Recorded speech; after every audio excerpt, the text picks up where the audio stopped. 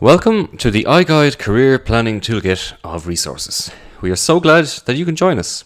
This video will focus on advantages and disadvantages of employee retention in order to help you to figure out this definition and propose useful strategies. So let's get started. The success and longevity of an organization is dependent on their ability to retain key employees within the company. With every 10 managerial and professional employees who leave an organization, on average, the company will lose approximately 1 million in revenue. Furthermore, when combining the direct and indirect costs from employee turnover, the total cost is found to be between 1 and 2 years' worth of employee pay and benefits. Therefore, in order to minimize these costs to the company, it is critical that firms ensure that they are retaining key workers who will be costly to replace. However, as explained later, the costs of employee retention form a U-shape, as the most efficient solution to the employee retention problem is not to simply retain all staff, but to keep workers where benefits from retention exceeds costs. Due to employees' indirect benefits to the company being difficult to quantify, the process of choosing which workers to retain and which to allow leaving can be problematic. With this, a variety of advantages and disadvantages can be produced from the employee retention problem, which will be explored soon. In the book titled The 7 Hidden Reasons Employees Leave, author Lee Branham outlines 7 frequently recurring reasons for employees to leave an organization. These are unfulfilled expectations, a mismatch between job and person, too little coaching and feedback, too few opportunities, feeling devalued or unrecognized, stress from overworking, and a loss of trust in senior leaders.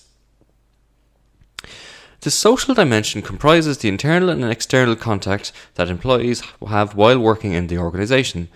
The mental dimension consists of work characteristics. For example, if employees are able to see the results of the work they have put in.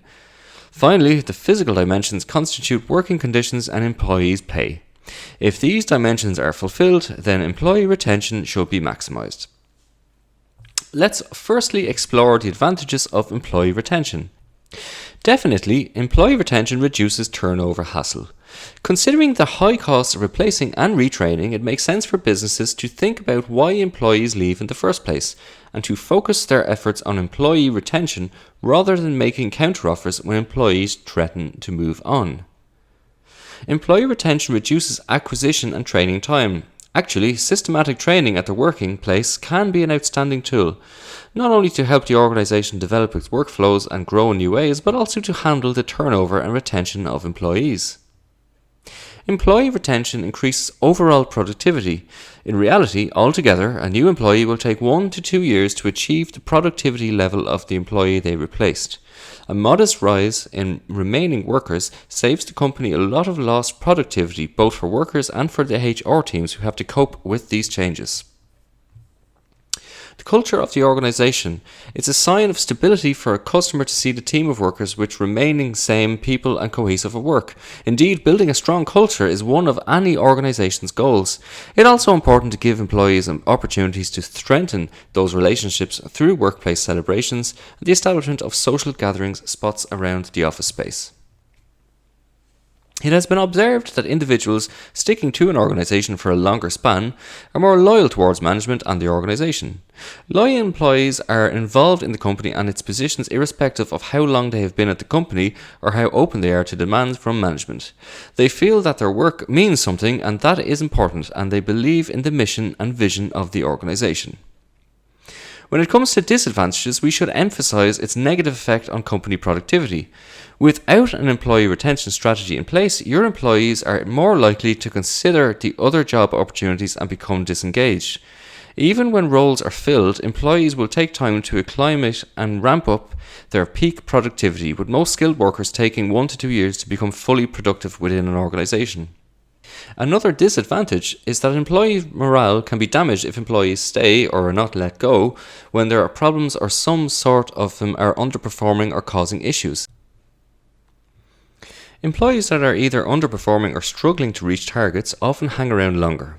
Not only does this mean that the business is not at its maximum efficiency, but with these workers, the corporation would also undoubtedly have to invest more time on management and administration.